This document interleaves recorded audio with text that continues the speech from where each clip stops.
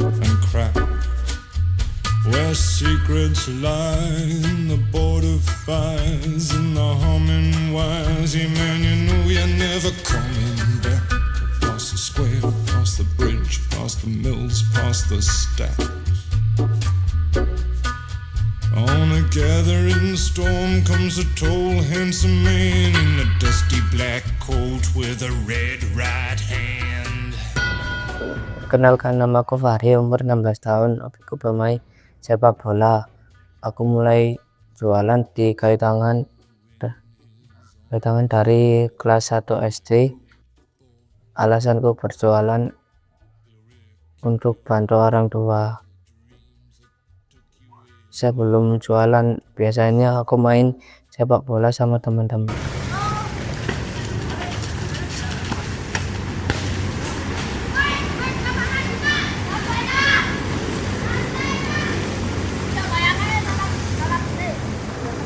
Aku mulai jualan dari jam 4 sore sampai malam. Aku jualan kapau dan pizza, kembaliin di daerah kota lama.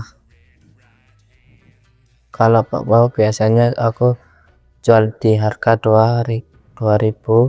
Kalau pizza tinggi 3.000, harga kulaknya 500 sampai 2.000.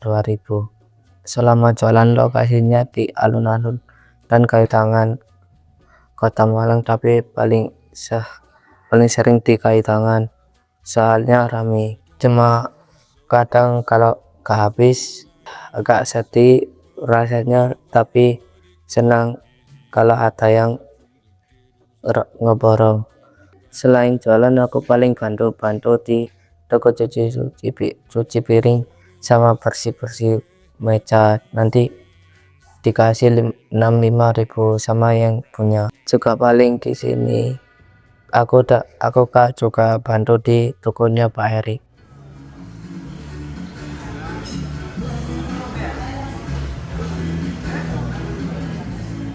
Perkenalkan, nama saya Eri, nama panggilan. Kalau aslinya Bukhari Muslim. Kebetulan saya pemilik cafe and culinary yang ada di kayu tangan. Al Malik namanya. Nah, di sini saya sebagai pemilik menampung anak-anak jalanan. Karena saya lihat di kayu tangan sendiri, anak-anak jalanan ini sangat banyak sekali. Terutama anak-anak yang jualan bakpao, jualan pizza, jualan donat. Nah, salah satunya mungkin di sini yang mau ditayangkan yaitu saudara Fahri. Saya kenal Fahri sejak sekitar setahun setengah yang lalu. Nah, kebetulan Fahri dibawa sama temannya. Karena emang anak-anak kesini itu satu-satu. Jadi satu orang bawa satu sampai akhirnya ini kenal Fahri. Waktu itu juga anaknya masih terlalu polos lah. Belum seperti sekarang ini. Alhamdulillah di sini anak-anak saya wajibkan buat sholat. Jadi kalau nggak sholat kebetulan nggak boleh main ke Al Malik. Si Fahri ini anaknya penurut juga. Memang untuk merubah sikapnya itu awal-awal emang kita arahkan supaya jadi anak yang baik ya. Dari mulai potongan rambutnya sampai pakaiannya, sampai dia sering nggak mandi, sampai akhirnya dia bisa kelihatan lebih seger lagi dan lebih dewasa. Waktu itu saya lihat memang anak-anak ini nggak ada yang nampung gitu. Nah, akhirnya saya merasa terpanggil karena saya lihat anak-anak ini kok tidur di jalan, kadang tidur di emper kan gitu. Kadang berangkat sore, pulangnya malam, kadang nggak pulang. Nah, dari situlah saya terpanggil, merasa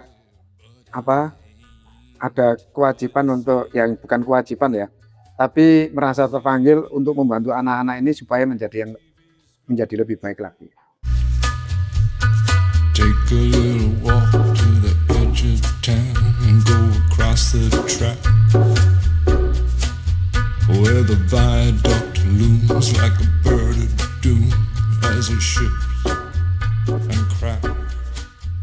Where secrets lie. Menanggapi terkait dengan fenomena yang mungkin adik-adik temui gitu ya di Kota Malang, yang tadi sudah dijelaskan bahwa memang sebetulnya tidak dibenarkan bahwa anak-anak itu terlibat dalam kegiatan yang semestinya dilakukan oleh orang dewasa. With a red right hand.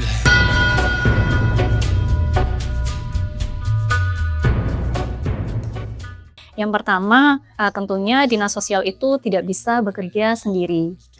Kami ini memiliki jejaring ya dalam penanganan anak jalanan ataupun gelandangan, pengemis dan sebagainya. Kami berkolaborasi dengan lintas instansi seperti contohnya Satpol PP, di mana kalau kita melihat dari Perda nomor 9 tahun 2013 tentang penanganan amdal gepeng, di situ ada beberapa upaya yang bisa dilakukan, mulai dari upaya preventif, represif, hingga upaya rehabilitatif. Dan di bidang kami, kebetulan di bidang saya itu masuk kepada upaya-upaya rehabilitatif. Apa yang kami lakukan setelah terjadi kasus atau permasalahan yang timbul di lapangan gitu.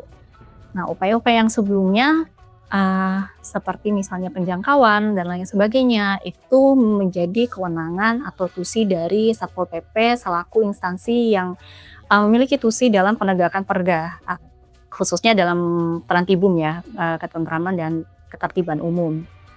Dari Satpol PP kemudian dikoordinasikan ke kita, ke kami, kemudian nanti kami menyediakan layanan rehabilitasi sosial dasar di luar panti. Take a little walk to the edge of town and go across the Tentunya soal mindset ya, mindset dari dari yang kita rehab itu ya, juga dari keluarganya, karena yang paling sulit adalah merubah pola pikir.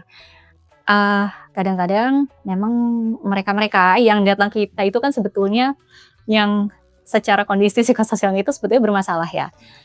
Tapi orang yang bermasalah itu kan juga tidak semuanya merasa bahwa dirinya bermasalah gitu. Nah, itu yang menjadi PR kita, itu yang menjadi tantangan kita. Bagaimana kita bisa membuka bahwa memberikan pemahaman bahwa dalam hal ini jelas tidak dibenarkan. Anak itu tidak boleh dilibatkan dalam aktivitas-aktivitas yang semestinya dikerjakan oleh orang tua, apalagi ini berkaitan dengan pemenuhan kebutuhan materi. Ini sepenuhnya menjadi tanggung jawab orang tua, bukan menjadi tugasnya anak, meskipun itu hanya membantu gitu. Ini juga kasus-kasus seperti ini sebetulnya bukan kasus pertama yang pernah kami temui. Beberapa tahun lalu kami juga sempat menemukan kasus serupa di lokasi yang berbeda memang, tapi bedanya yang kasus tahun lalu itu dia betul-betul pure hanya membantu.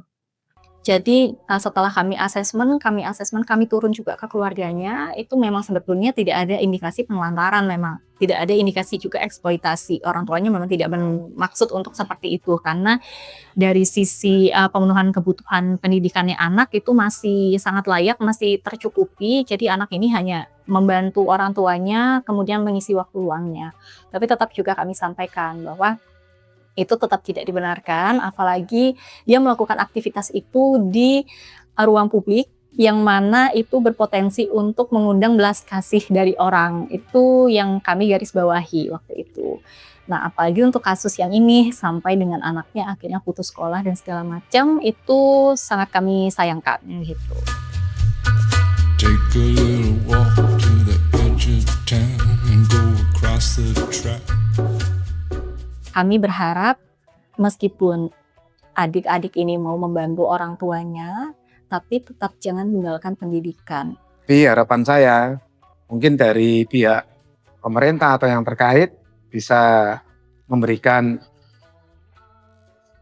sekolah gratis semacam gitu, atau mungkin kursus atau apa. Kalau harapanku pengen jadi pemain sepak bola selesai hobiku, sama nanti kalau udah gede aku pengen bahagiakan keluarga dan orang tua di sekitar.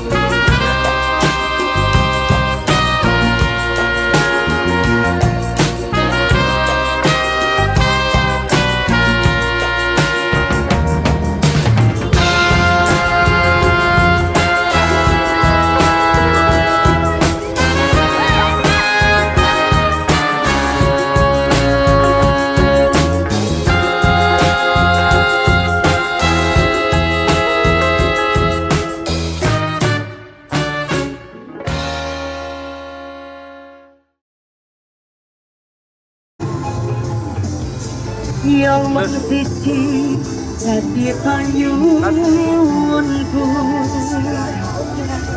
Aku pengen I love you baby. Semoga makin sukses.